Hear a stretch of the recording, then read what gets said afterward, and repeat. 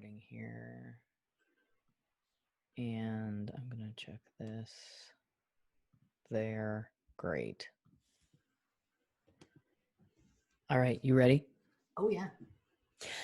What's up, everybody? Welcome to another episode of True Crime and Cocktails, Unsolved Mysteries Edition. How's everybody feeling? I hope you're all well. My name is Lauren Ash, and as always, I am joined by the co-hostess with the mostest, Christy Oxborough. How are you doing? I mean... That was a weighted sigh. I feel like I've got a lot of manic energy today. Oh, sure. It's just like around here, cases are really kind of going crazy, and so it's just we're back to being up in the air about what to do about school, and it's just a whole thing. So I'm just super happy to be here in this moment to just not think about it, you know? Of course. Think about other stuff. Yeah, well, other stuff, like I know you've been pre-gaming, so what are you drinking now? A little bit.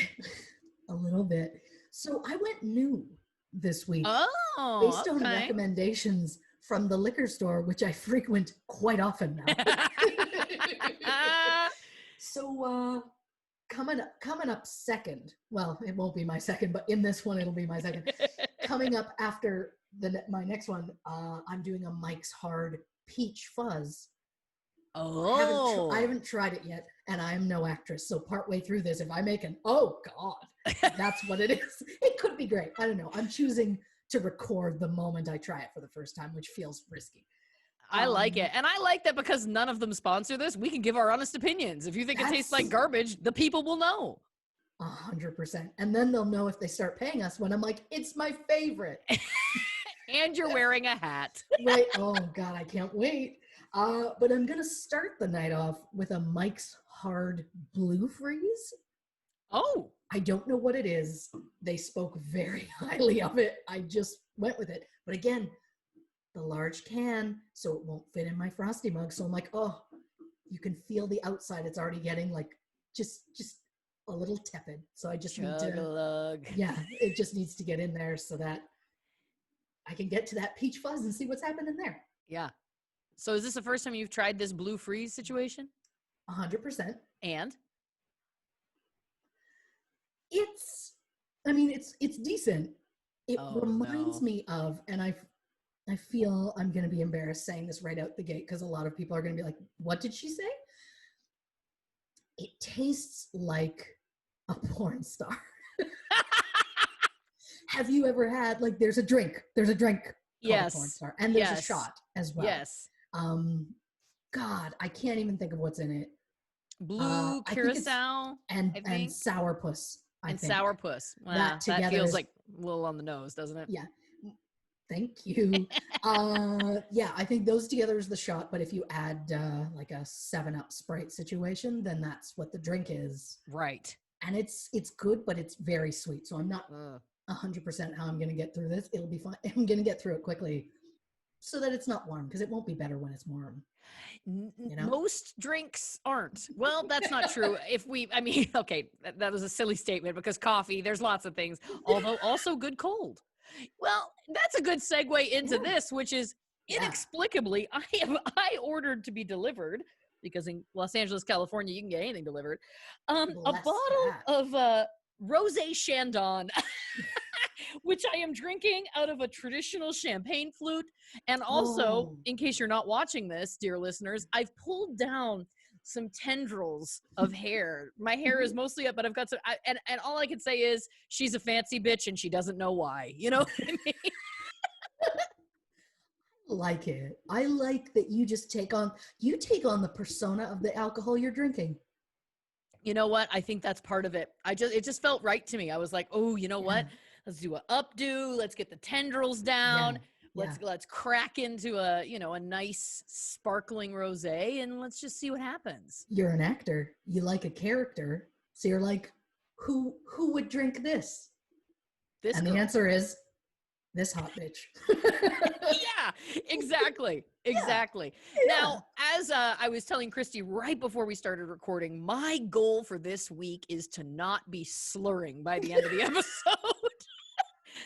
listening back to Death Row Fugitive, which, listen, was one of the greatest highlights of my life. I've laughed so hard. But listening to that last 10 minutes, I was trying so hard to hold it together, but you just sounded so lucid and cogent, and I was literally like, okay, so let's talk about Ohio Penitentiary some more. Like, I was like, look, I know the people are here because they know we're boozing, but I guess if anybody was wondering, that's proof we're not joking. It's really a lot. Anyway. I mean, it's sweet that you say I sounded sober. I think when I'm like just reading facts, maybe. Sure. I mean, I did go on a very long tangent about the Golden Girls in that episode. That's true. But which listen, I've been thinking which was a about delight. nonstop. Right. Because it has made me, we barely dipped a toe and I'm already just like off the, maybe this drink is like Brandy's weird sister because I'm already off the rails. Brandy's porn star sister? I can't imagine what we're in for if that's the case. Brandy's side job. Yeah. Well, I've been thinking about the Golden Girls and like, I just truly feel like I've accepted Blanche. I was like, this makes sense. Like I've thought back a lot on different instances throughout my life and I'm like, oh, I've always been a Blanche. I feel that so hard. Yep. So then for some reason, my brain makes a wild leap and I'm like, I'm dying to know, who would I be if I was one of the cast of Friends? Yeah. Oh, Monica. Ouch. Oh, I didn't mean it like that. I didn't mean, she's just so organized. She's so organized. I mean, when the series was on, I was obsessed with Chandler. Yeah. So it makes sense. I mean, as I've grown as an adult, I've realized that the true love there was Joey Tribbiani. But, I mean, okay, Monica. Yeah, okay. But I mean, think about the other two. You're not Phoebe. You're not Phoebe. Yeah, I'm and I don't think you're not Rachel either. I think you're a Monica, and I don't think that's an insult. Sure. I don't think that's an insult. I wish I could say I was Monica, but you and I both know I am far too disorganized and messy. I'm a Rachel. You're a Rachel. Right? I just am, whether I like it or not. Yeah. But I mean, the joke is, I also would have accepted if you'd said one of the dudes. I don't think. Well, I'm definitely not Joey, even though he was an actor. I don't think that I think that I'm a little bit more. Again, you're more intelligent than Joey for sure. Yeah. However, let me make a case for Joey. Wow. 1, loyal. He is a loyal friend. Yeah. 100%. Yeah. 2, he likes naps. 3, snack lover. Okay. Like, I'm starting to see this. Yes. How do you feel about a sandwich? I feel great about one, to be honest. See? With you. Classic Tribbiani. I think I feel as good about being called Joey as you do about being called Monica. No, I see what you're saying. Yeah. I don't know that I'm Ross. I think that Ross is a bit of a Ross is awful. You couldn't be Ross. No. There's a chance I'm Chandler. I do make jokes when I'm uncomfortable. Yeah, I could see that. Right? I mean, but he also is like, I don't know. I mean, are we learning in this moment that they're all just really problematic and we don't want to be them? I think probably, or I think it's like being John Malkovich and I have all of them living in this head. You know what I mean? Yes. I mean, maybe a more fun game with the cast of Friends is like fuck, marry, kill. Oh yeah, totally. I mean, that's probably the easiest version of that game I could ever play. Assuming that I don't just get the 6, assuming I get anybody on the cast ever. Right. Oh. Then I mean. Well, you're going to marry Paul Rudd. Obviously. Like Crapbag, 100%. I will be Mrs. Crapbag happily. Yep. God, shout out to Paul Rudd. I don't know why. I love again. She denied being Blanche. It just feels impossible to me. I know. I've seen the truth. Obviously, yes. Marry Paul Rudd, of course. Of course.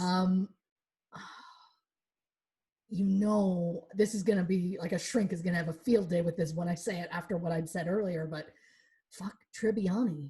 Yeah. He knows what he's doing. Okay. And who would you kill, Ross? Oh, 100%. I don't like Ross. He was, you would think I would respect the manic energy he was, but I just never cared for Ross. And I know the letters, here we go. But I just, yeah, no, that's No. For me, I think I No. would absolutely kill Ross. I think that that's across the board, probably for most people who watch Friends. Also, if you didn't watch Friends, so sorry about this sidebar, but you know, we'll get back to it in a minute. I would say I'll get on board. now I'm torn about the other two. I guess maybe F. Chandler, but I think my marriage is going to really shock you. I think I If would you marry say Gunner, I don't know what I'm gonna do. Richard. Richard, yes, Right? yes, 100%. Come on. He'd I give mean, up smoking for you. Oh, yeah. Yeah, he would. Yeah. That was one of those, it's like, it's like the different times in your life you root for different, characters when you're watching, like, Yeah. it's like Reality Bites for me, which is one of my favorite movies of all time. And it's like, Yeah. sometimes you root for Troy Dyer. And then when you grow up, you're like, Ben Stiller's character is a more reliable choice. He's a good guy. He'd be a good partner, Yeah. I mean, there's definitely like different maturity levels from when you're the teenager that's like, oh, swoon, Yeah. love a bad boy. And then you grow up and you're like, ah, swoon, fiscally responsible. Yeah. Like there's definitely something about it. Like again, when I first watched the show when it was on the air, I was all Chandler. Right. He had a good job. Couldn't tell you what it is, but he had a good job. He was funny. I was obsessed with his dad, Of course. Kathleen Turner, who Yes. I have such a deep love for. But watching it again, a little older, I'm like, no, I couldn't live across from Joey for half a minute. Yeah. Look, I get it. Well, listen, I think we're doing important work here, and we're unsolving the mysteries about our affinities for Friends characters, which feels very right to me. Of course. There's something I quickly need to address, which has been brought to our attention via a listener on social media, which is that I have misgendered one of my lady friends, one of my wines I had on the show. I mistakenly called Kim Crawford a woman. And someone said, actually, Kim Crawford is a man. Now, I took a little page. I'm learning a little something from my co-host here, Christy. I decided that I wasn't going to take this person at their word for it, not because I'm calling them a liar, but because I was like, a good researcher does her research. And got a background check. I check your sources. Yeah. Exactly. Yeah. So I did some Google searches and there was a lot of things talking about Kim being married to Erica, but I was like, we don't know that it's not two women. This proves nothing so far. So then, of course, I couldn't find Kim on Instagram, but I did find Erica on Instagram. And I went back through every photo Erica Crawford has ever posted. And I found one in which it was her and a man. And she said, posing for blank wine magazine with Kimmy. And to me, that was definitive proof. Yeah. Kim Crawford is a man. So I do apologize to him and to anyone I misled, but still a fan of his work. Yeah. Yeah. I think, the fact that she called him Kimmy, you did say Kimmy C at one point. I so did. It's okay. I don't think he's going to take offense to this. You have openly talked about how much you love his product. That's true. That's true. It's free advertising. He shouldn't be angry about this. You're dead right. Now, listen, the other thing quickly I just need to address was I had this brainstorm today because obviously something that Christy has become known for on this podcast, I mean, other than, of course, bringing so much amazing research and information, is that she loves a map. She loves to make a map, print a map, show a map, follow a map. And a lot of you have been responding to the maps that she's made and posted on social media and on our website, truecrimeandcocktails.com. All the information is there. Anyway, so I was thinking back, and it was 2009, and I was living in Chicago at the time. I was performing at the Second City there on the main stage, and Sweet Christy came to visit me, and we timed her visit around a Blink-182 concert because we're Yeah. big Blink-182 fans. Mhm. And it was a little bit outside of Chicago. Now, I hadn't lived in Chicago an overly long amount of time. I think maybe around a year at that point, probably less actually. So I didn't have a car because I was living basically next door to where I was working, and it's a great public transit in Chicago. So we rented a car because we had to drive kind of out of town to go to this Blink-182 concert. I Yes. can't remember the venue. I'm sure someone will figure it out. But anyway, so this was I didn't have a smartphone at this point. This was still, Mhm. 2009. Not everybody had iPhones. I did not have an iPhone. And so what did I do? I did what we all did back then, which is you go Yeah. onto Google Maps and you print out the instructions. Yeah. And so we got into the rental car and I handed Christy her dossier with all the directions. And I said, "Are you going to be navigator?" And she said, "Absolutely." And Mhm. so we set about our merry way, and she had the directions and she was directing us about where to go. Yep. And so we drove for quite some time, and like a really long time. And I was like, "Are we sure?" And she's like, "Yes, we're on track." And I was like, "Okay, great, cool." And Mhm. then we drove past a sign that said, "Welcome to Indiana." And we realized we had crossed state lines and had not realized. And then when I went back, I was like, "Wait a minute." So I think we like pulled over, and I was like, "Look," and I was like, "Oh, you missed like 3 turns." Yeah. Yeah, there was just Yeah. more than one detail missed, which I thought was great. Yeah. Again, one could argue that this wasn't you misinterpreting a map. It was a list of directions, and perhaps if you had had the map, maybe it would have been easier. I don't know. But it There. really feels like Yeah. bizarre, decade out foreshadowing for Yeah. someone who just wants a map to be right now. Yeah. You know what I mean? Yeah. I mean, I distinctly recall you being like, but like you explain, like pointing out to me my error. The joke is, I've never been good with directions. I'm the worst. Don't make me your navigator. It's a terrible choice. You'll have a great music because I'll make you a playlist. Sure. But hopefully the playlist is long because I'm gonna take you the wrong way. And it's just what I do. I'm just directionally challenged. And I distinctly remember you being like, "Oh, well, it's the wrong way. Like we were supposed to go this way, way back here." And I looked at it and was like, "Oh, how was I supposed to know that?" And your quote was, "You don't even have to look at the map. It's literally words on a page." And that's how I saw Indiana. Which was a gift for both of us, really. Yeah. Now, the good news is Yeah. because we're psychos and like our family would leave, if we're going to the airport, you leave like 3 hours in advance or whatever. 100%. We had more than enough time to backtrack and get to the show. We did not miss any of Blink-182's performance. But then the addendum to this, I was remembering on our drive home. I don't know if you remember this, but again, it was a drive outside of Chicago. Like I want to say it was like an hour. And so on our way home, we were both very hungry because spoiler alert, we didn't have time to eat on the way. So I was like, "Oh, look, there's a Wendy's. Let's stop." And then we looked around and we were like, it looks terrifying here. It was like pitch black, no street lights anywhere. And I was like, maybe we just go through the drive-thru. And I'll never forget, you ordered the Baconator from the Wendy's and then opened it on your lap, picked up the top bun and just went, "Oh, that's just a mess." It was a mess. Yeah. That was also the same trip. I mean, I ate it anyway. Of just course. to be clear. We were starving also. We were so hungry.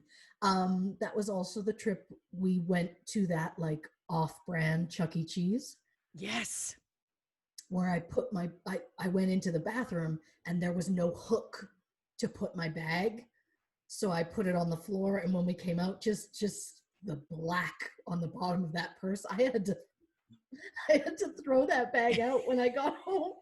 Yeah. Because it was so bad. I don't even know if I took it home. I may have thrown it out. I think you did throw it out before I left. Before you so that left. Yeah. was really sad. That was also the same trip that we stopped somewhere and got Subway. and there was nowhere to eat inside because there was only like 2 tables or something, and they were already full. And so we ate in the car, and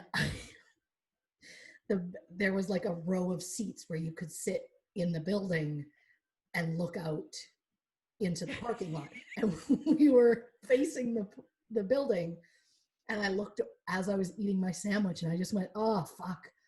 Look at that woman in there, just like shoveling the sandwich in her face. She looks so sad. This is just so depressing.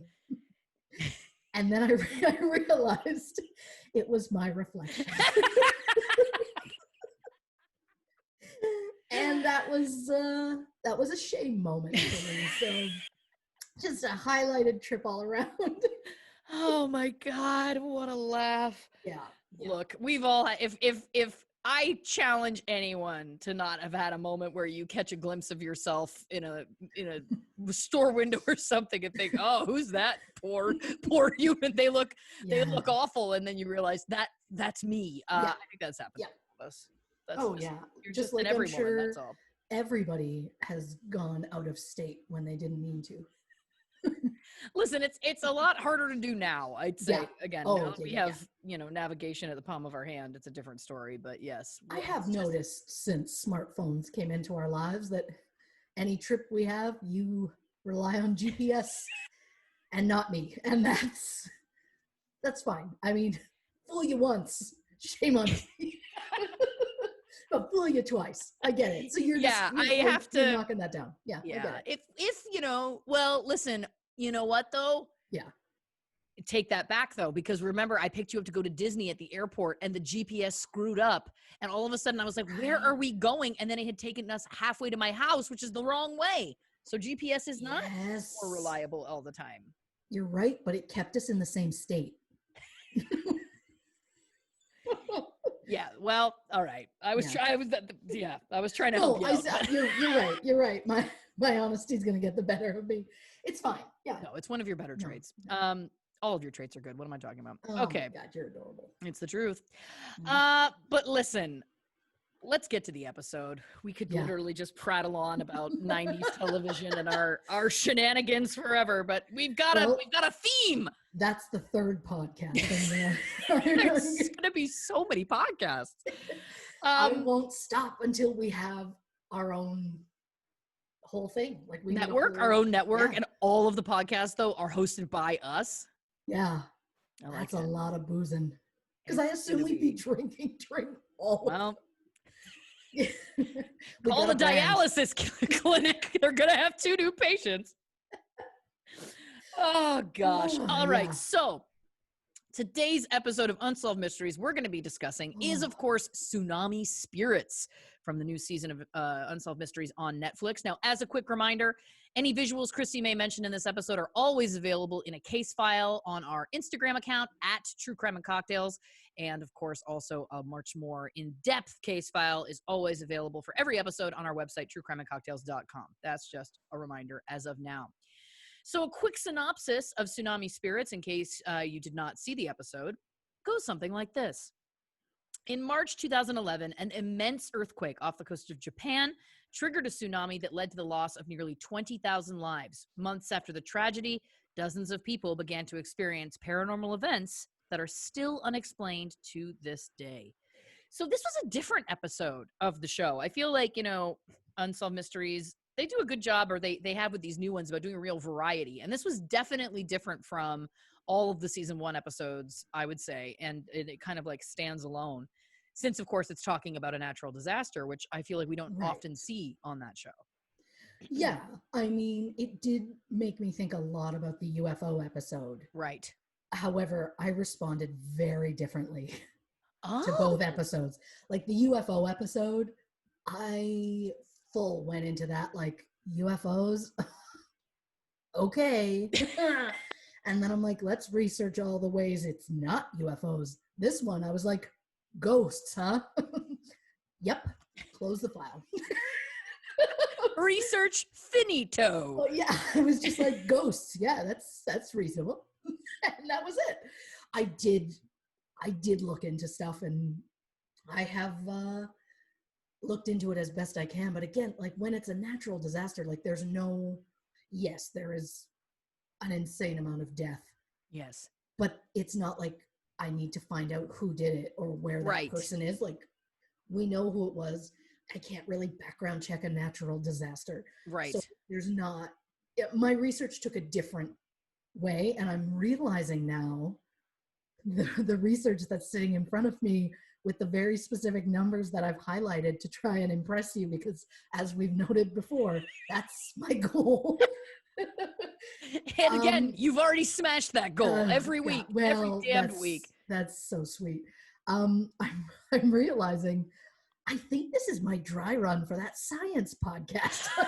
Oh my that I tried. gosh. There's so much science. This is great. So, I mean, I'm going to get, I think, like a little Bill Nye the Science Guy. So I don't know if anyone remembers that show, but get ready. It's like, I don't know, Christy the Science Nerd. We may have to change the tune for legal purposes, but yes, yeah, absolutely.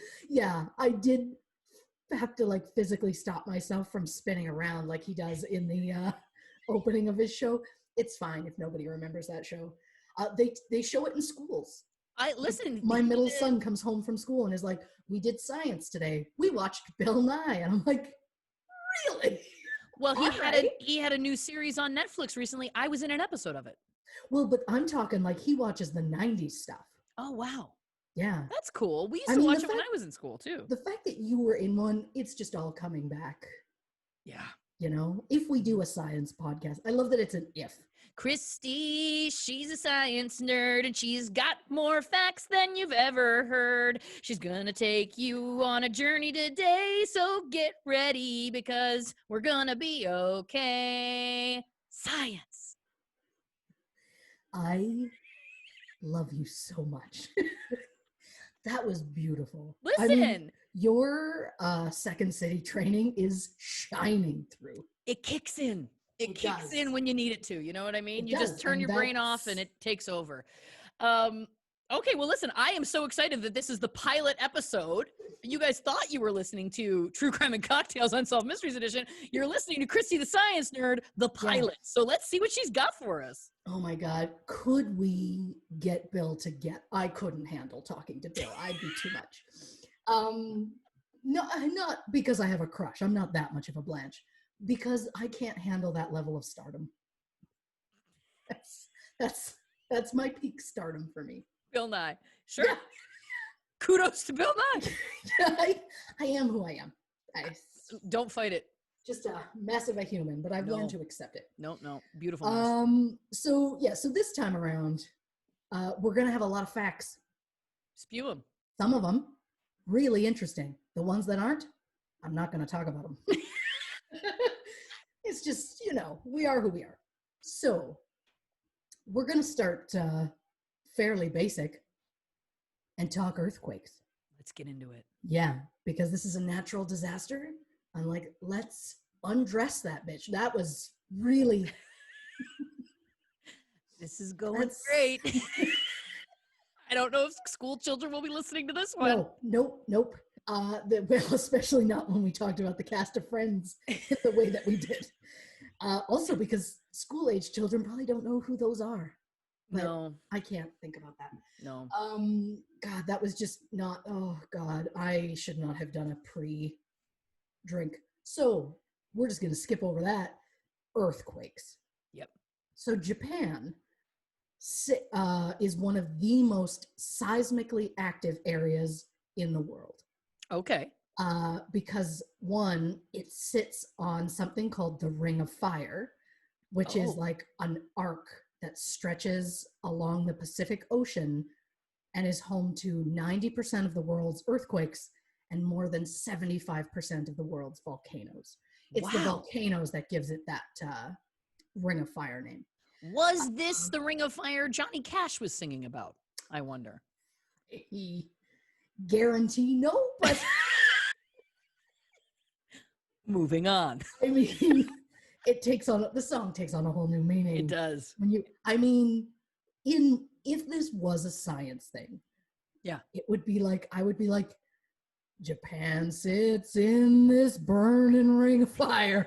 And then I would have like little pictures of volcanoes on sticks that I would like. Again, the pitch for Christy the Science Nerd keeps getting better. I like that it's a musical. This is great. I am so sorry for all of that. All right. I love all of it. Okay, so 90% of the earthquakes, 75% of the volcanoes because of all in these this volcanoes. area. Yes. Okay. The other thing that makes it very seismically active, Japan sits on or near the boundary of 4 tectonic plates. Oh. Never did I think I would say the term tectonic plates on this podcast, but here I go again. Tectonic plates are these massive slabs underneath the Earth's crust. They're always moving, always shifting. There's like over 100 of them, but there's only like 7 major ones, which are mostly under like the continents and whatever. And when they butt up against each other, they create a lot of pressure. When that pressure gets to be too much, it's released, you get an earthquake. Right. Pressure can build for years or decades or centuries. You just never know when it's going to happen. In Japan, there are approximately 1,500 earthquakes a year. Wow. To the point where they get minor tremors pretty much daily. So Wow. that's intense. The one in this case, in March of 2011, it was a magnitude level 9.0, which Wow. is insane. Yeah. Like it is the 4th most powerful earthquake ever recorded in the world, in the history since they started doing like seismology and like measuring earthquakes and stuff. It is the most powerful earthquake to ever hit Japan.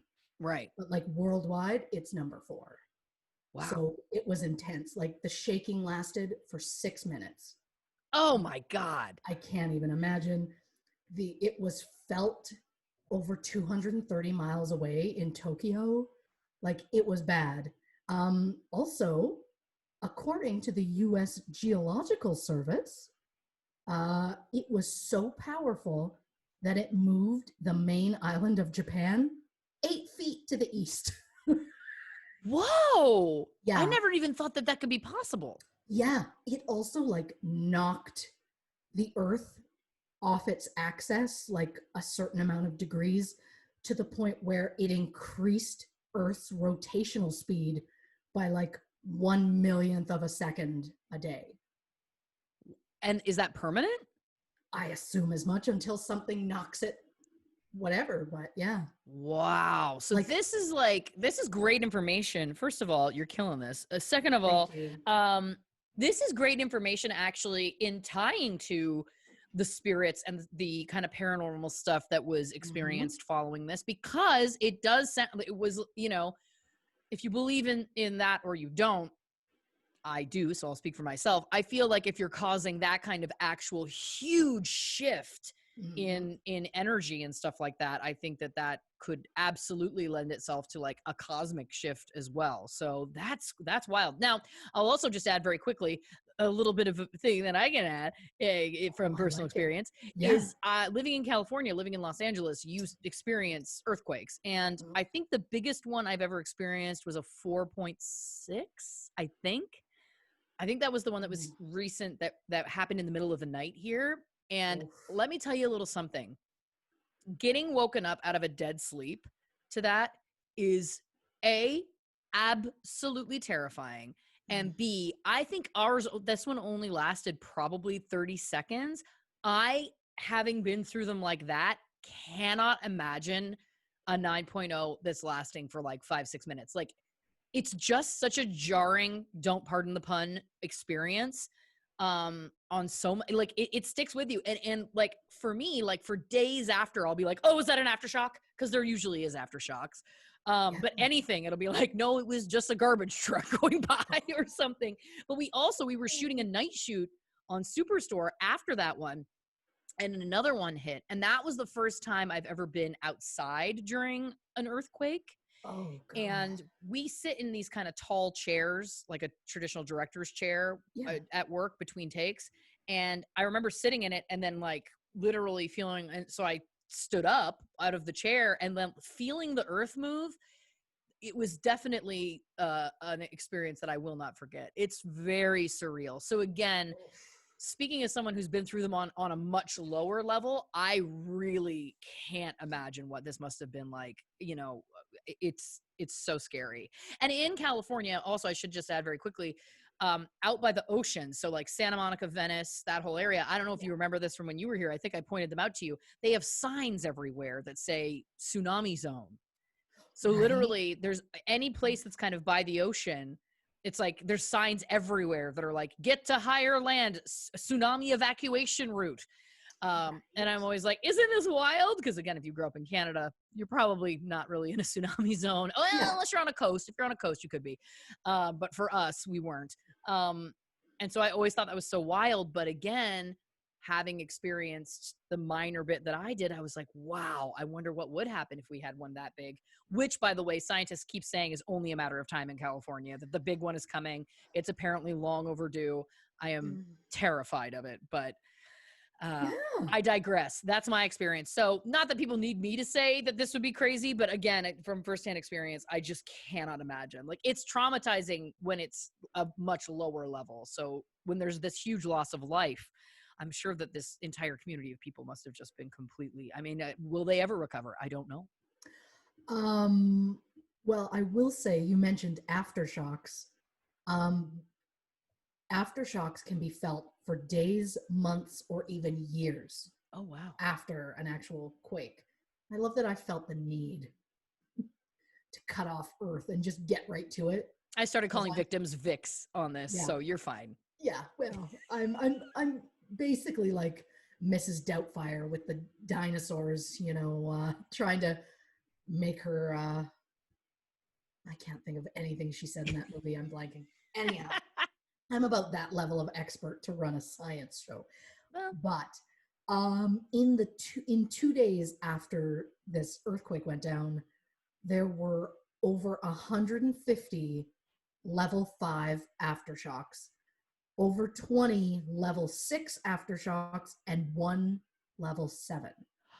oh my God, that hardly feels like an aftershock. That's It's crazy. Yeah.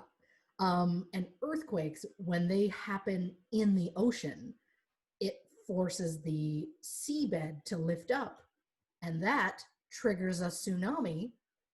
And that brings us to our next section. Shuffling of paper. Oh God, yeah, of course. I hope the class is still listening. I'm sure they are. So, tsunamis, I mean, oh my God, they can be like hundreds or thousands of miles long, which is insane to me. The deeper the water, the longer the wave can be. They can move as fast as 400 miles per hour, Oh my which God. is intense. I won't lie. I have a lot of fears because I am a professional scaredy cat. Sure. But my number one fear is a massive wall of water just coming towards me. We watch so many like disaster movies because we kind of love them. 2012 and Day After Tomorrow are favorites of ours. We watch them like every single year. I don't know why. We don't have like a date we watch them. We're not that weird. But like we watch them all the time. We love them. And there is a moment in one of them where you just see this wall of water, and every time my stomach just drops. It's full. I can't. The idea of that much water and that much force coming at me, I just can't. The waves in this tsunami reached like 131 feet Wow. high. There was a deadlier tsunami that was in the Indian Ocean in like 2004. It was off the coast of like Indonesia. It was, I think, Boxing Day or something. Oh, right after yes, Christmas. yes. Yes. That one had waves that were only like 100 feet, but like it came out of nowhere and they didn't have time, and like 200 some thousand people died, and like it was very traumatic. this one, like, also for a fun fact, because if I have a science podcast, it's going to be full of fun facts. Yes, so that please. we have fun while we learn. Christy, the science nerd. Bling. Yeah. Yeah, I love this so much already. In Alaska in 1958 was the largest waves of a tsunami that have ever happened. Wow. 1,720 feet. Oh my God. And the only way they knew that is because it like full took down these like over 1,000-foot tall trees. It took down over 1 million trees in one area. Wow. So like, I can't even think about it. But the people in this story, more than 90% of the deaths were caused by the tsunami as opposed to the earthquake, because the tsunami flooded more than 200 square miles of land. Wow. So, okay.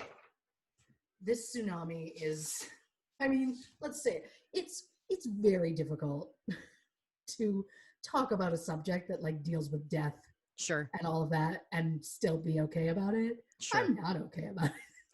There's a reason we drink.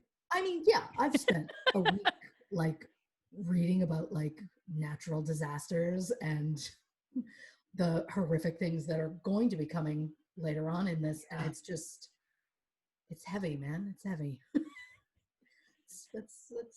That's why she's got Mike. Stripper Brandy, porn star Brandy. Yeah. I was going to do Brandy today just because I felt like I needed that support crutch. Of course. Then I was like, I'm going to try something new. We'll see what happens. Brandy will come back. I've still got her. She still lives here. So I'll bring her out sometime. She doesn't have her own apartment yet. She's in a halfway house at the currently. That's the energy she brings. 100%. Yeah. Yep. So this tsunami, I don't know if they even mentioned this part on the show, but there was a nuclear power plant, or I should say is, because it is still currently there. When the earthquake went off, this power plant, their reactors automatically shut down as like a safety precaution because of the earthquake. Right. When the tsunami hit, the waves were so tall that it went over the seawall and flooded 4 of the reactors. So this meant that the reactors couldn't cool themselves. So it led to 3 nuclear meltdowns, 3 hydrogen explosions, and the release of radioactive contamination. Oh my God. It was the most severe nuclear accident since Chernobyl. Oh my God. I don't think they did get into that in the episode. Right? Yeah. There is something called the International Nuclear Event Scale, and it has 7 different levels on it. One being like not as bad, but still bad enough to be considered a nuclear accident. 7 is as bad as you can go. To this day, there have only ever been 2 level 7s, and that would be this nuclear accident and Chernobyl. And oh my God. So it was bad. I mean, they have said it's going to take like 30 to 40 more years for that plant to be like fully decommissioned and to deal with the full mess of what's happened there. Only within the last like year have some of the land been able for some of those people to be able to go near even some of it because of how bad it was. But when this whole thing went down, I mean, almost 20,000 people had died or were missing. Over like 500,000 people were forced to evacuate. This is the most costly natural disaster to date. Wow. It was $360 billion US. Wow. Oh my God. For the sake of reference, Hurricane Katrina was 250 billion. Wow. And Hurricane Maria, which was a fairly more recent one, was 139 billion. So like, that's insane. Yeah. So this goes down. The Japanese government is like, we're going to set a timeline for how we're going to recover from this. So they set a 10-year timeline. The plan is we're going to focus on clearing the debris, restoring all infrastructure, and housing because so many people got displaced. So as of now, nearly all of the debris has been dealt with, which is horrifying to think about, nearly all of it. And this was 9 years ago. Yeah. Most of the infrastructure, like roads, bridges, airports, that kind of thing, has been reconstructed. Housing is still underway. About 75,000 people are still in temporary housing. 9 years later. 9 years later. Wow. So, I mean, the issues with the power plant kind of haven't helped in a lot of situations, but I can't really think about it. But they did say that ghosts didn't really start appearing in large numbers, and people didn't start talking about them until the fall of the year that this went down. This went down in March. Right. And people, maybe a few came out, but nothing was really said. And then in the fall, just everybody had a ghost story to tell. That's But, interesting. one thing I'm just going to hit on quickly before we get into ghosts. Yeah. I mean, this one is sad, so we're just going to like hit it and run. Sure. Yep. For the sake of facts. Drop the bomb, run away. I got it. Yes, because Christy, the science nerd, likes to be informative. And that's what you're all here for. So Whether they like it or not. ring, ring, school's in session. I've lost my mind. I like it. I'm also now pissed at myself that I didn't run to the garage, get like a bike bell so that I could have, for this bit, just been like, ding, you know, but I didn't. How did I know this is how this is? We never know what bits are coming. We don't know. We don't know what's gonna, That's the magic. I'm all over the place. It's beautiful. It's beautiful when you call it magic because it makes me feel better about being a mess. So when this whole natural disaster happened, there were 9 schools that kind of got overwhelmed by the tsunami. In the 9 schools, 75 children died.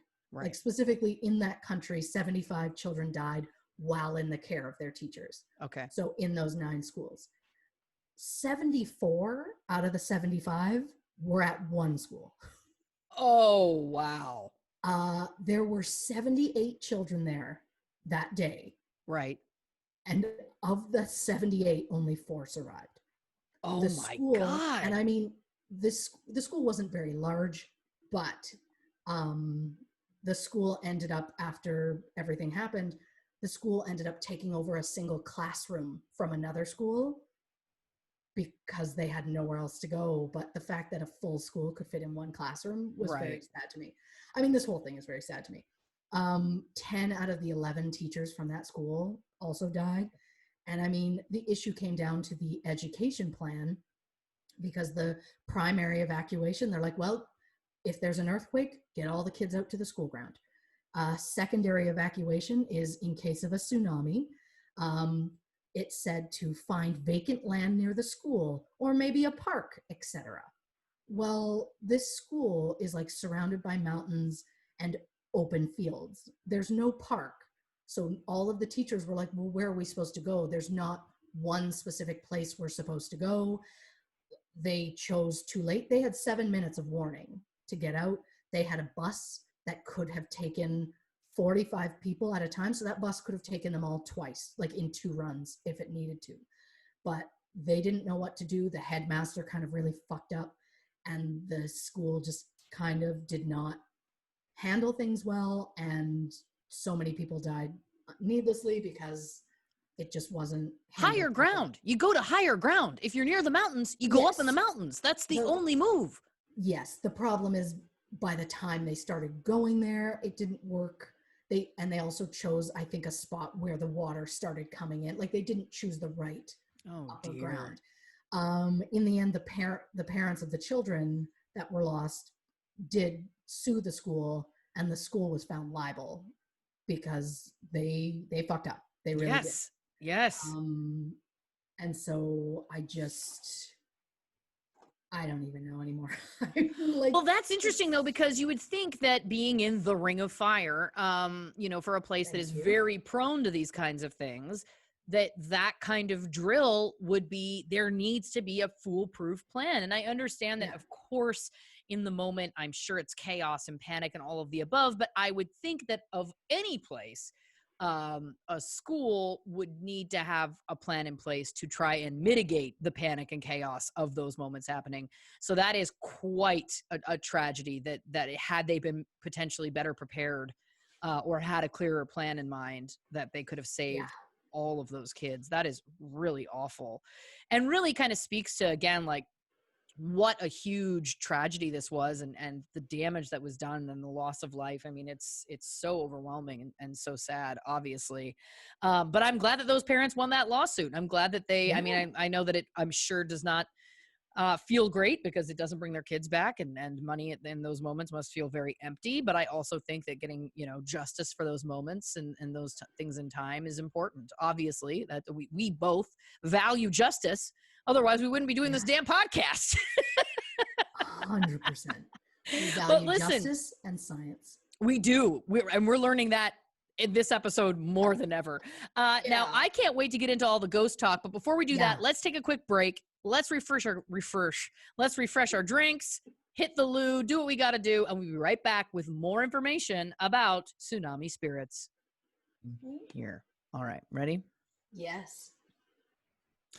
All right, we are back on True Crime and Cocktails Unsolved Mysteries Edition. We are, of course, discussing Tsunami Spirits. That's the episode. And we're about to get into the ghost aspect. So obviously, we've gotten into the science. Christy, the science nerd, has walked us through the science of tsunamis and what was going on at the time. A little bit about just how much of a disaster it is and the magnitude of all of those things. So, of course, the episode does kind of focus on this phenomenon that started happening. Now, you're saying that this happened in March, and it was around fall when people started reporting all of these kind of paranormal, unexplainable spirit/ghost experiences, correct? Yes. And I'm sorry. I for some reason felt like it would be a great idea to wait till we're filming to try this drink. The fuzzy peach? The fuzzy peach. Oh, no. It's gonna take a while. Listen, if you manage to make friends with Brandy, maybe you'll make friends with the fuzzy peach. You're right. Well, and I have to at least another 5 times. Because you can't buy those individually. It's fine. I mean, someone was like, if you like the fuzzy peach candies, you'll My like favorite. it. And I was like, great, can't wait. It's fine. It just hit me. And made me go, oh, I'm not sure where I feel about that. Where you feel about it. Yeah. She's not all right. She's not all right. I love it. But Okay. one thing I do feel strongly about is ghosts. You and me both, baby. Okay, so it happened in yeah. March. The things start getting Yes. reported in the fall. And of course, if Yes. you watch the episode, there's a multitude of lots of different stories Oh, about yeah. things people experienced, ghosts, or things that seem to be ghosts that were lost, weren't lost, all of the above, people feeling like they Yes. were possessed, a lot of that. Why don't you get into a little bit of that for us? I will. Science nerd is going to, and also just to be clear, there's nothing wrong with being a nerd. No. When I was in high school, like nerd was such a big like put down, but like nerds run the fucking world. So Yeah. Oh, I think it's been reclaimed now. so yeah. just like, just own it. Own who you are. I'm becoming like, as I'm getting older, we talked about this earlier. As I'm getting older, I'm becoming more like who I was meant to be. And I love that. I think that's amazing. I have been just like an anxious, like I've just been anxiety in the form of a human my entire life, and very like kind of slightly shy and just awkward. I'm still 100% anxious and awkward, but now I'm just like, fuck it, own it, you got this. Like, again, I think this is Mike. The fuzzy peach. She doesn't like how it tastes, but she likes how it makes you feel, much like Brandy. Oh, well, that is Brandy's tagline for sure. And I can't wait to bring her back. Real misstep on my part not bringing her back this time around. Listen. But this has been a journey, and that's what I like doing. I like a journey and I like to bring everyone along with me. So Absolutely. thank you for buckling up because she's not done yet. Back to the ghosts. Yeah. So the Japanese have this, I guess, for lack of a better way, a being. Forgive me because I'm not 100% how it's said, and I Sure. never found anywhere online that told me how to read it. Even if I did, my map skills have proven I'm not going to read every line. So they're, I think they're called Gaki, Gaki. Okay. They're a term used to describe what they call hungry ghosts. Oh. So these particular beings are driven by an intense emotional need in like a really, really animalistic way. These kind of only come about, they're not like happening all the time, but they happen when in like a very unfortunate circumstance, like Right. an entire family dying at once, or like anybody who dies violently or prematurely or in anger or something. And these hungry ghosts wander the world, or wander between worlds. And I don't like the idea.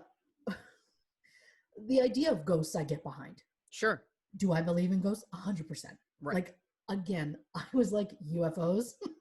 Okay. And then I was like, ghosts? I'm like, yeah, keep talking. And it's like, I don't know why I was so on board with ghosts. Apparently, Bill Cosby's ghost dad really affected me as a child. It's literally the only ghost. Oh, Casper. Devon Sawa. What about the movie Ghost? I mean, I did watch that too young. I remember you watching it too young. Yeah. I remember you talking about it. I mean, oh God, Patrick Swayze. Fuck. There, yep, she's always been a Blanche. Also, isn't the bad guy in that the president on Scandal? Correct. Oh, yeah. I mean, that first 4 seasons of Scandal were solid. So good. We used to Zoom. Well, it wasn't Zoom then. We used to Skype watch Scandal together. 100%. Yeah. And there are going to be a lot of listeners that are going to be like, but Christy, there were more than 4 seasons of Scandal. To which I say, I know, but I'd like to not talk about it. Yeah, I get it. I did see the show out. Once I start a show, I finish it out. You're good I'm, at that. I'm a loyal bitch. So back to the angry ghost. this Christy Science Hour is just, there's a reason I shouldn't be a teacher. So there's this idea of these hungry ghosts. Right. So there's also the tsunami coming in did appalling violence to like the ancestors, we'll say. In Japan, in Japanese culture, they have a very I can't think of the word I'm looking for, like a very, very strong respect for their ancestors. Right. They have these things, and I'm going ahead in my notes, and I hate myself for it. Nope, it's just not coming to me, so we're just gonna have to circle back. Well, they build these things called, again, I apologize because I don't know 100% the name. I think it's like an IHA, IHAI, and it is this like black lacquered wood kind of rectangular upright thing that has the name written on it in characters, and that is in honor of their ancestor who has passed, and they place it in a place in the home, and they lay out offerings like food, wine, that kind of thing, and it's to appease the ancestors in the afterlife. And if they do this for the ancestors will then return good favor on them and let them lead a good life. Nice. When the tsunami happened, it kind of like washed out all of these things. It took out all the altars that families had, all these like memorial tablets, these IHA. I apologize again if I'm saying that wrong. And temples got destroyed, cemetery vaults got ripped open, and like the bones of the dead were scattered. So people started thinking like all of these spirits have just been like released and are like super angry. And a lot of the ancestors, they're not going to be remembered if all of their living relatives die in this thing. Right. So they're going to be super pissed to not have somebody remembering them. So a lot of like, they had priests from like in Japan, specifically in this region where it happened, Shinto and Buddhism are like the biggest religions. And they had priests from those religions plus Christian priests coming in trying to deal with what they considered unhappy spirits. The main thing is like in Japan, they take ghost stories very seriously. Right. Like they are, when this all went down, a Buddhist monk wrote an article in like a scientific journal about their ghost problem. Academics at the university there cataloged all the stories. They debated the topic about this at like a scholar symposium in Kyoto. So like they really take their ghosts seriously. So, and I get it, because again, ghosts, I'm on board. Right. Patrick Swayze ghosts, I am 1,000% on board. Oh my God, what is wrong with me? So on the show, they talked about different ghosts. Like there was a guy named Endo, who on the day of this tsunami, he visited a shelter because he was checking on his mother. And he sees this woman sitting at the window and she was wearing his mother's clothing. He gets closer. He's like, oh my God, that is my mother. So he took a picture of her so he could show his family, like, look, she's safe, all of this. And then after he took her picture, like her face changed before his eyes and she became somebody else. And it turns out at like around the time he was visiting this woman, the microbus his mother was in washed away. So it's almost like this weird like moment of like, he saw her, they had a moment, and then she was gone. Right. There was a woman who lost her child, which I can't really think about. And his toy made noises at night, even though it had like a manual switch and no one was around to touch it. It would just make noise, and she felt really calm, and that like helped her find purpose again, which is very beautiful. But also like my oldest son had this school bus remote control toy. I don't remember who gave it to him, but I'm still cursing them to this day. He had this toy and it was always like in his toy box, which was in the living room, and he would go get put to bed. And then just like every once in a while, this toy would go off and you would hear that little sound of like wheels, like just the little noise, and it scared me so bad. It never once made me think, oh my God, it's ghosts, but like it was always turned off. So I don't know what that was, but also some other family has it now because we donated it. Because I couldn't handle it. I couldn't handle it. It was terrifying. For someone who's like, oh, I fully believe ghosts, I'm already like, oh, but don't visit. Like, I'm again, certified chicken. I'm scared of everything. There was a woman on the show who was like, you know what? I was making dinner one evening. Somebody knocks at my door. I open it. Somebody soaking wet, asking for new clothes. And she gave it to them, and then they just like disappeared. A lot of these instances of people like showing up and then just disappearing before their eyes. The cab drivers picking somebody up, them asking to go somewhere. Sometimes it's like an address that no longer exists. They drive, before they even get there, the person vanishes. And a lot of people are like, well, I don't know how true that is, but it's like, well, but it's logged on their book that they did this trip.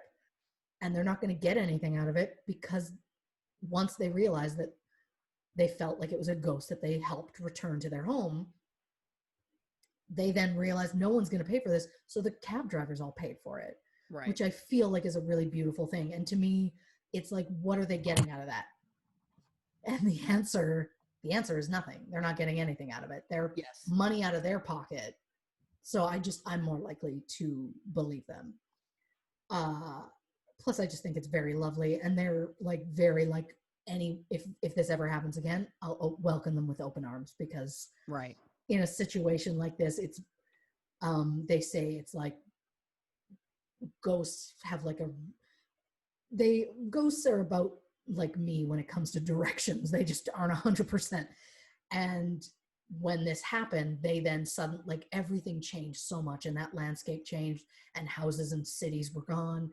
So these poor ghosts and spirits would have no idea. It looks completely different to them, so they'd be lost. So it makes sense Right. to me, because again, science podcast, and here I am, let's talk ghosts and why I believe in them. Because Great. again, not aliens, but ghosts, 100%. So on the show, there was this reverend, again with the names, Reverend Kanata, we'll say. Sure. He is a chief priest at a Zen temple. He is the 26th generation in his family that does this. He inherited it from his father. He was on the show. He's just a lovely man. I did read a book that he was interviewed in, and multiple interviews he did elsewhere. We'll get to the book later. But he performed 200 funerals in the first month. Oh, wow. After this happened. So I can't even imagine. But he talked on the show that a year after this whole thing happened, this woman that they call Amy, she showed up like possessed by spirits. And she would show up multiple times, usually around 7 p.m. And she'd stay till like 2 or 3 in the morning. And her personality would change depending on who was possessing her. She wasn't near the disaster zone. She didn't know anyone who was affected by the tsunami, none of that. Just, she maybe was more open, because that's a belief that I have. I've just like, some people are just more open than others, and it kind of happens. But she would like take on these persona, and at one point she was like a little girl that was crying for her parent, and she was this person. And then like she said she could hear and smell and feel what they felt. Like there was a little girl who was supposed to hold her brother's hand, and she let his hand go, and she could feel this little girl holding a hand and like letting it go. And I just can't imagine what that's like. And I also feel like what is this woman going to gain from faking it? Because up to this point, like, also, like, Amy's not her real name. Like, she's not getting anything out of this. And this happened in like 2010, and nobody really knows about it until a show like made it public. So I don't think she has a reason to make it up, is my point. Oh, I mean, devil's advocate. Does she want This some? is what this is. Yeah. Does she? Because I will say that watching that one, because he talked in the episode a lot about like all of the time and energy he had to spend with her, and like his wife was like, oh, he had to spend all this time and energy with her, and I was like, Yeah. Is this, or is this someone maybe struggling with mental illness, or a combination of both? I also would Yeah, ask, okay. what about the nuclear fallout? Is that Interesting. potentially something that was affecting people mentally? Could that cause some sort of delusions or these feelings or whatnot? I get what you're saying, and I love that. I'm like, nope, check my notes. It's ghosts. So no, you're wrong. It's ghosts. Again, I love that. I'm just like, we can't anger them. Like, Look, I'm not saying I necessarily disagree. No. I was devil's advocating about her. I believe that all of this was happening, and in general, I do believe that it was ghosts and spirits. But with her, I was like, could this also just be a mental illness situation? Oh, 100%. Because I mean, it very well could be a girl that just like thought of him as a father figure, and really like just needed that. Like, did I take that beautiful story about ghosts and turn it into a girl with daddy issues, I did. No, I mean, I led you there. But I mean, anything's possible, right? So like, yes, I mean, possession is a weird, like, it's a weird thing. Well, but the thing is, we have more possession coming up. Okay, that's what I want to talk about. There it is. Yes. So a lot of ghost stories on the show, a lot not on the show. Here we go. This So is what I live for. I found a book because of course I did. It's called Ghosts of the Tsunami by Richard Lloyd Perry. He apparently is a writer who was living in Japan at the time and then spent like several years interviewing multiple people, some of whom were in the show, a lot who were not. One of the people he did interview was this reverend who, what a lovely man. Like he has spent so many hours helping these people, and he has a lot of beautiful things he says, which I'll get to. So the reverend was talking about there were the experiences that people would give. We're talking about like they go from like eerie kind of weird dreams and feelings of just being like uneasy to full cases of possession. We've got a young man who felt pressure on his chest at night, like he would wake up thinking someone was sitting on his chest and there's no one there. We've got a teen girl who saw some sort of figure in her house when she would wake up. And again, it wasn't actually anybody. There was a middle-aged man who hated to go out in the rain because he saw the eyes of the dead in puddles, which is slightly horrifying, but also like, okay. There could be a lot of stuff going on there with him. A fire station received calls to a place where all the houses had been destroyed by the tsunami. But instead of ignoring it, they went to the ruins and prayed for the spirits that had been lost, and the calls stopped. Oh, wow. That's a good one. So, I mean, one. I feel like that's kind of lovely. And I think overall, my favorite, just because I could see this being my level of ghost. There's an old woman who had died. She would appear at her neighbors' houses, just like show up for tea. And the quote was, "No one had the heart to tell her she was dead." And she would come over to their houses, have tea, and when she would leave, the place she sat was always wet with seawater. Oh, wow. Oh, that's a cool one. Not only do I feel like I would leave a mess, I feel like I would be the one who, A, wouldn't know. Sure. I would just be like, hey, here for tea. And 2, be showing up at someone's house looking for drinks. It's also very Canadian. It's a like Canadian thing. Yeah. It's like there was a ghost that came in and be like, well, we can't tell her. Yeah.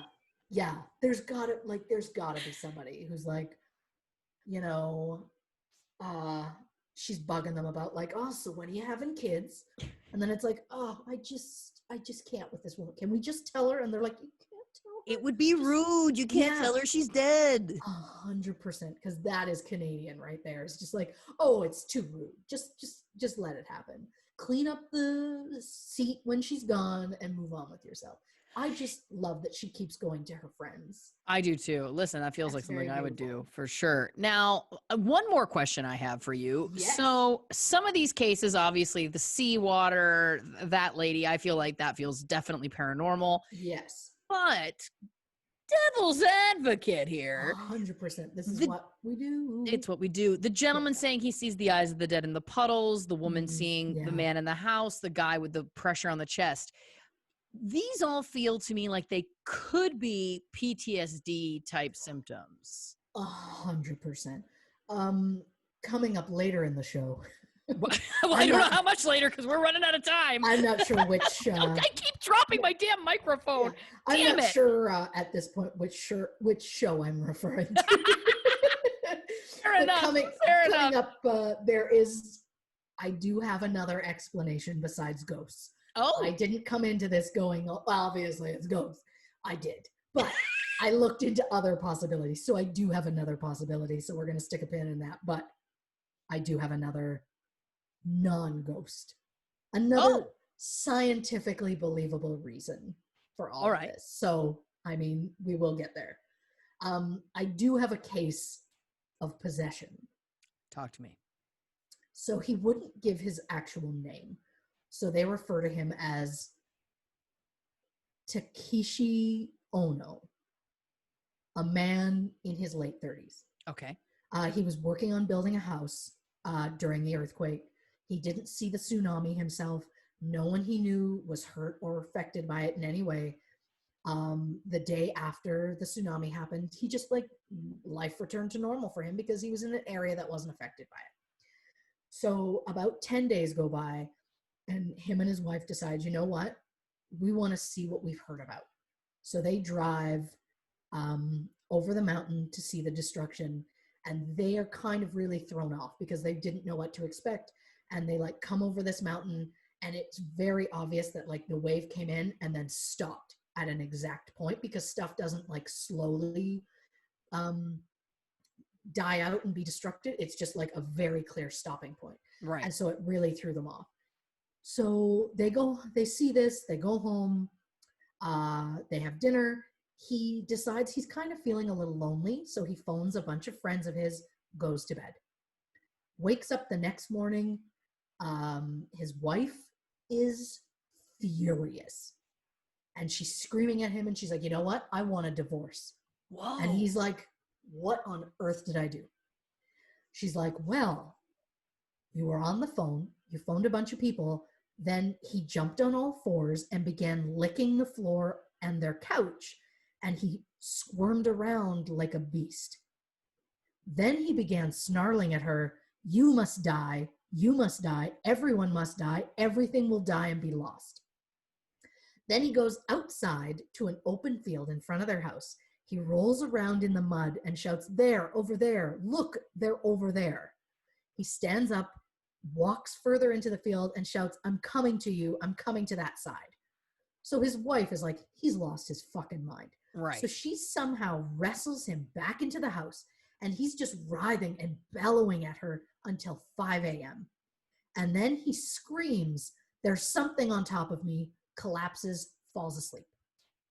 Wakes up the next morning, he remembers none of this. Wow. He has no idea what she's talking about. So then then day goes on, then it starts getting night again. Yeah. He starts seeing figures walking past the house, like parents and children, friends, grandparents, all these kind of, like he sees people walking past his house. They're all covered in mud and they're kind of like flickering like a movie almost. And then he ends up like staggering around. He glares at his wife. He waves a knife at her and he starts yelling, drop dead. Everyone is dead, so just die. So his wife and her mother, who lives with them, pleads this guy for 3 days because this happens every single night. He's like this, screaming at them, being violent towards them, all of this. So for 3 days, they're like, please, please, just go. You need to go see somebody. So he goes and sees the Reverend from our previous story. Yeah. And this was, less than 2 weeks after the tsunami happened. So he goes there. The Reverend is like, that his eyes were dull. He didn't feel like himself. He also had a really strong sense of resistance to being there. So this Reverend, he said he beat the drum. He chanted this thing called a heart sutra and splashed him with holy water. And the guy felt this overwhelming sense of tranquility. He said his head was so light. He felt fine physically, but his nose felt like it was blocked, like he had a cold. So he's talking to the Reverend about this, and he's like, I was not any part of this tsunami. Why would this happen? And so it comes out when him and his wife went to go inspect what had happened, they pulled over, they put a sign in their windshield that said disaster relief so that no one would bother their car being parked where it was, so that they could go. And they wandered around the beach. They got an ice cream, all that kind of stuff. They didn't like respect, they didn't visit this place of devastation with any sort of respect. Right. And so the Reverend kind of feels like because of that, the angry spirits were just like, well, here we come. And they took on into his body.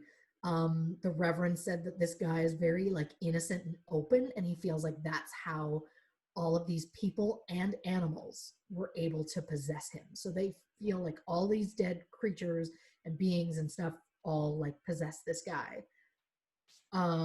So he said he felt fine except for this nose being blocked, like he had a cold. On the way home, his nose started streaming a pink jelly like nothing he'd ever seen before. And if that isn't some full Ghostbusters level shit, I don't know what is. Absolutely. I don't know what to do with As you were telling me this, I was just like, this is what you get if you want to be a looky-loo. You want to be a looky-loo? You want to go look at the disaster? You know what you get? You get possessed by multitudes of spirits of both humans and animals, and then you have ectoplasm come out your damn nose. That is wild. Yes. I don't know how to handle any of it. Now, listen, though, that one sounds more believable to me than the other lady. I mean, there's something to be said for, like, I would like to believe if something like that happened and someone was like, I don't remember it at all, I'd like to believe you would know if they're lying. Yeah. When they're just like, I have no idea. And also this was happening for multiple nights and for hours. So you would think nobody could keep that up. Yeah. Right? Like you'd think at some point he'd break and be like, I'm kidding, whatever, which would be a really shitty joke. But so I'm, again, very quick to believe him. But like this Reverend, who I just keep coming back to, on the show, he said an amazing quote, which I feel like really kind of encompasses how the Japanese people, especially the people in this region, kind of view death, which is very different than North America.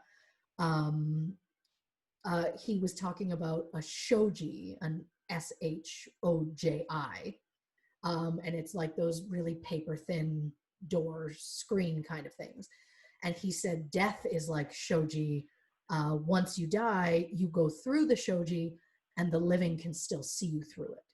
Oh, that's interesting. Because death for them is traditionally a human to them is two parts. It's a body and a soul. And when the body dies, the soul just moves on to something else.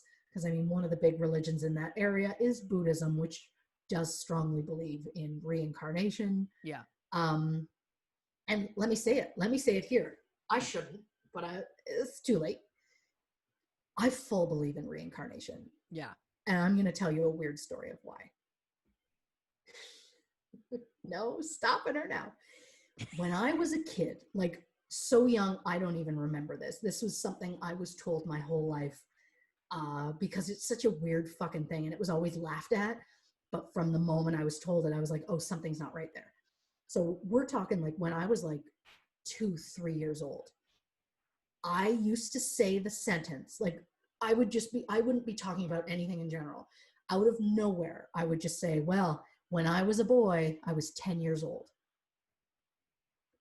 And I don't remember this at all, but my mother has been telling me about this since I was very young. And like the older I got, I was like, that's such a random thing to say. So once the internet was a thing, I had started hard, like Googling 10-year-old boy obituaries in the entire world, thinking I was going to like see something and that my brain would be like, oh my God.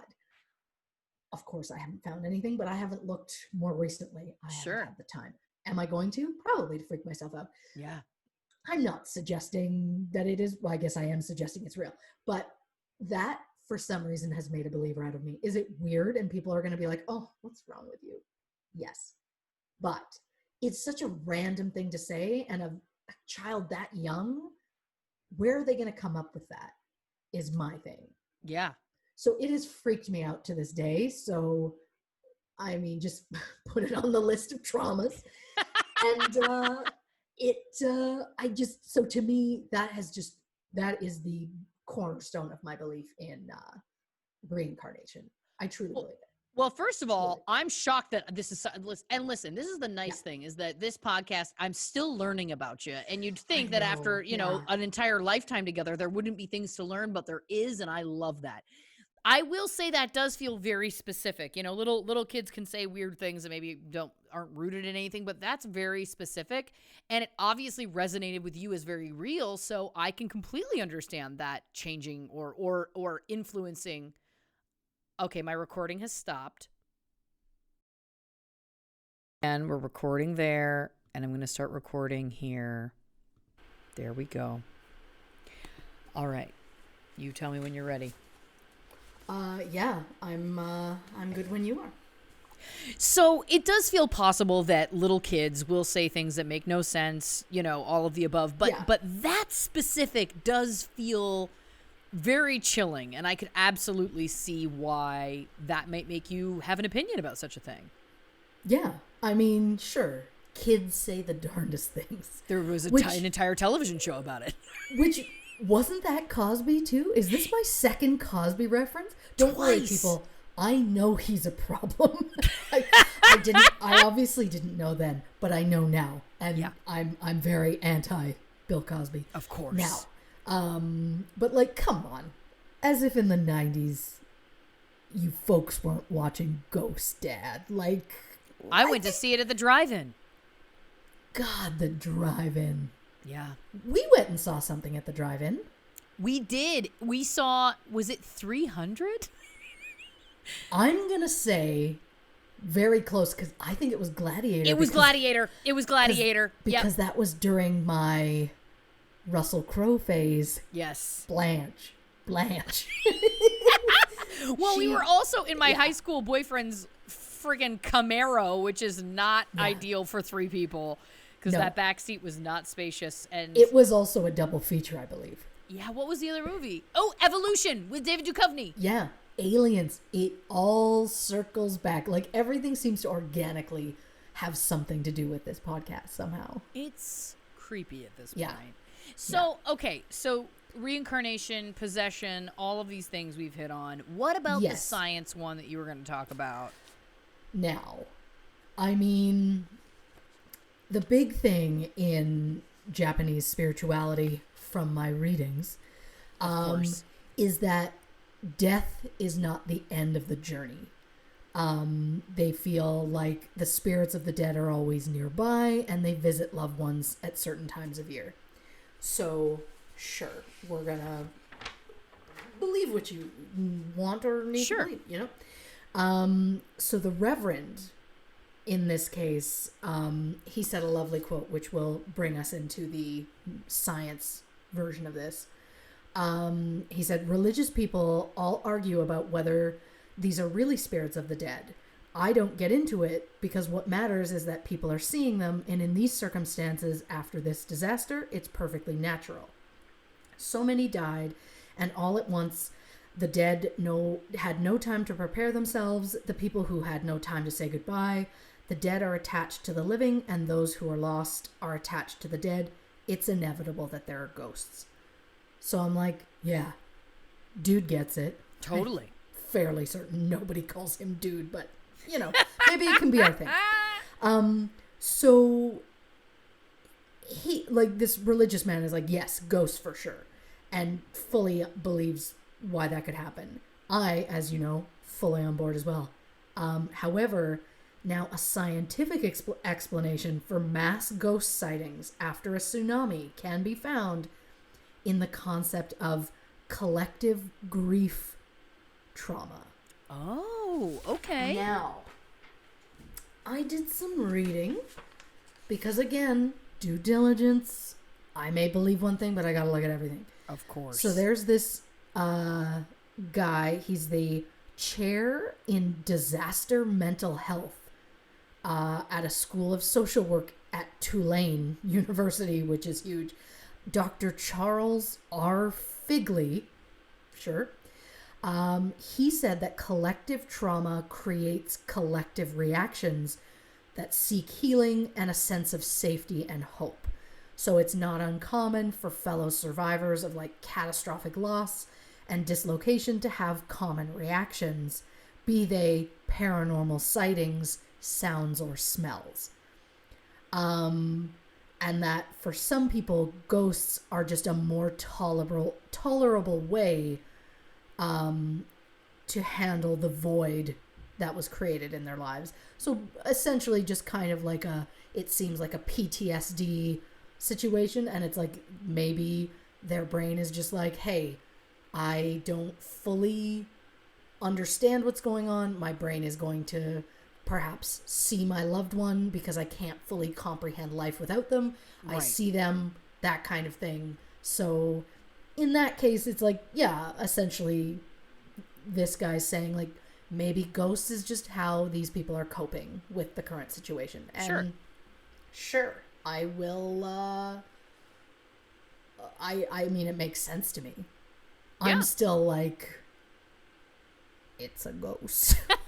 If it looks like a ghost, it's a ghost. Yeah. Sure, and I don't disagree. I just think there Yes. is a certain amount of, delusions, visions, Yes. flashbacks, auditory and visual hallucinations that can come along with PTSD, which obviously people who lived through this kind of huge trauma, I could just see that being a part of it. Do I think that explains it all? No. Do I think it could be a mix of both? I think it could be. Oh, easily. Yeah. And then that way we're both right. Which is what I love. Yeah. I do too. Yeah. Well, a very quick aside. We do Yeah. need to wrap things up quickly, but a very quick aside. So, for the listeners at home, you'd never know this, but we had some tech issues during this episode. So there was some little times bit. we had to like pause and recalibrate, etc. Here's what's wild, and I literally, like, my heart is racing right now. I have goosebumps. So, as you know, in this episode, not that I've been dissenting in a huge way, but I have been the one to say, maybe this isn't ghosts. Fine. So, we had a tech issue. My computer kind of had to restart, that whole thing. No big deal. As that's happening, my boyfriend, who's been in our bedroom this whole time doing his own thing, bless, he was like, Sharky, your cat peed on the floor. And I was like, what are you talking about? Like, Sharky's never peed on the floor. He always goes in his litter box. What are you talking about? And he goes, well, the door to the closet where his litter box is was closed. Now, here's the deal. I keep his litter box. It's quite big. It's a whole dome, whatever. I keep it in a closet that's in my office as opposed to like in a bathroom or something. There's just not a good space for it. So Sure. literally it lives in this closet, and I leave the closet door open about 6 inches, and that's more than enough room for this very slender cat to get in and get out. Yeah. The door never gets closed. Okay. I can't stress this to you enough. It never, ever, ever, ever gets closed. Okay. My boyfriend did not touch the door. I have not touched the door. Uh-huh. During this episode tonight, while we were filming, while we were recording this, somehow that door got closed and he peed on the floor because he couldn't get to his litter box, which first of all breaks my heart. But second of all, how'd the door get closed? I'm not kidding. Like, I'm literally like, my heart is racing because I've lived in this house for 2.5 years. The door has never been closed. It's always open. I've never closed it. It's always been open for him to get in and get out. My boyfriend would never touch it for any reason. There's no reason to. It's we both know that's where Sharky goes to the bathroom. Here's the bottom line for me. Yeah. To the spirits who are listening. Yep. This is a good I start. believe in you. I know it sounded like maybe I didn't, but I do. I was just trying to, for the sake of the podcast, explore every possible explanation. Okay, It makes for compelling material. That's it. Yeah. If I've upset you or you're trying to prove to me that you exist, you needn't go further. Keep moving. You're not meant to be here. Go on. Go. You're in the wrong place. Okay?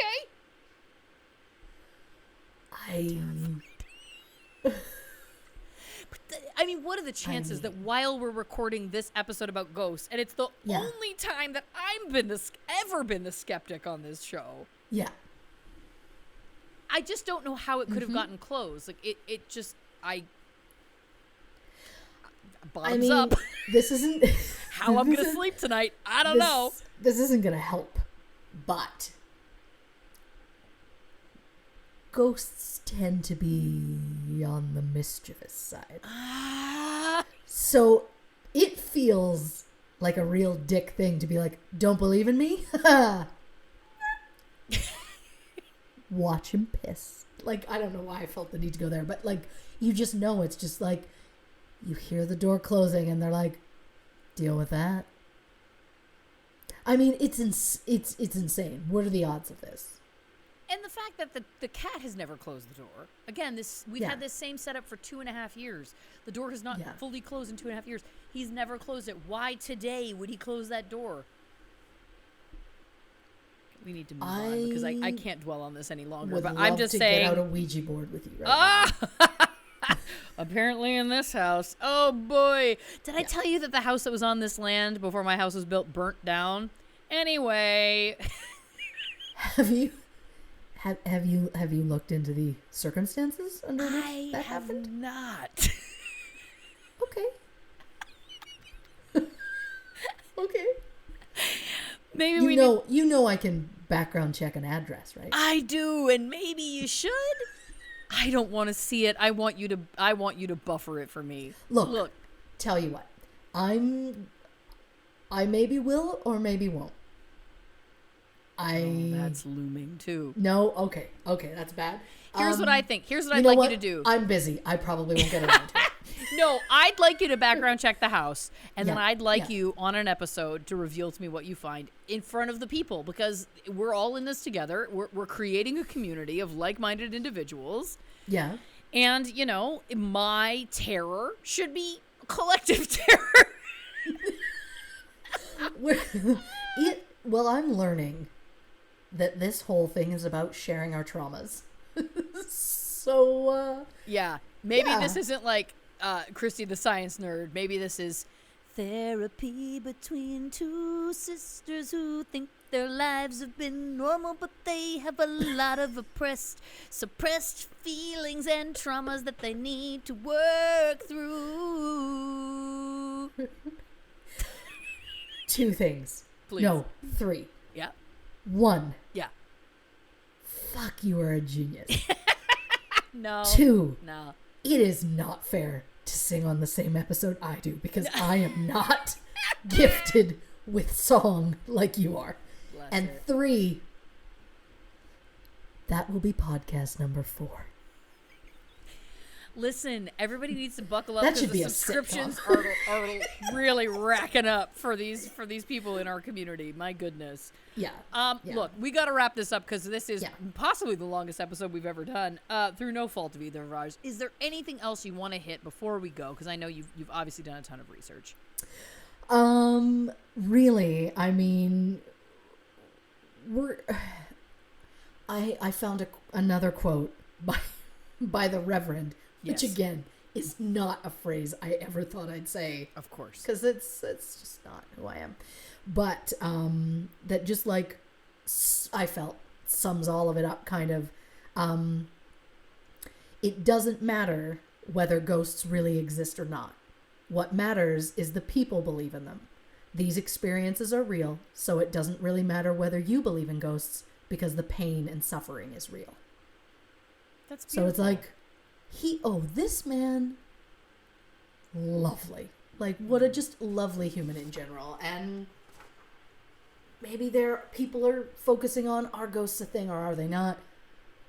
The point is these people went through something terrible. Some people think there are ghosts, some don't. I mean, you never know. Yeah. I know which side I'm on. I truly think there's so much probably like PTSD and that kind of thing, because I can't even imagine dealing with even one of their traumas, let alone like the multiple stacked on top of each other traumas that most of these people went through. Absolutely. So I think there's like a combination of like some saw legit ghosts and some maybe just saw what they needed to for their own peace of mind. Absolutely. So that's kind of where I'm at. And I have yet to find out what's going on in my cat's litter box closet. So that I'm trying not to think about it. I can't. Listen, Christy Oxborough, your research as always is so phenomenal. Thank you so much. And I think that it's great that we learned a lot about science in this episode, as well as hearing more about the ghost stories, possession stories, all of the above. So thank you for that. I'm just thankful that we're up to like 4 podcasts now. Again, our fans, our listeners, guys, people, you're gonna have to subscribe to a lot of things. So sorry to tell you. Listen, thank you to everyone who is listening. As always, we so appreciate all of you. If you like the show, leave us a nice review on Apple Podcasts or whatever you listen. If you haven't subscribed already, give us a click, give us a subscribe. What's it gonna cost you? The answer is next to nothing. We love doing the show so very much, and it's such a time to be alive. Christy, why don't you tell the people what episode we're going to be talking about next week on True Crime and Cocktails Unsolved Mysteries Edition? Next week, Washington insider murder. That felt weird. That's fine. I can't wait. I am so excited about this episode, and I can't wait to find out what you dig up. Do you want to say goodbye to the people? Bye, people. Good night, everybody. Thanks for listening. Bye.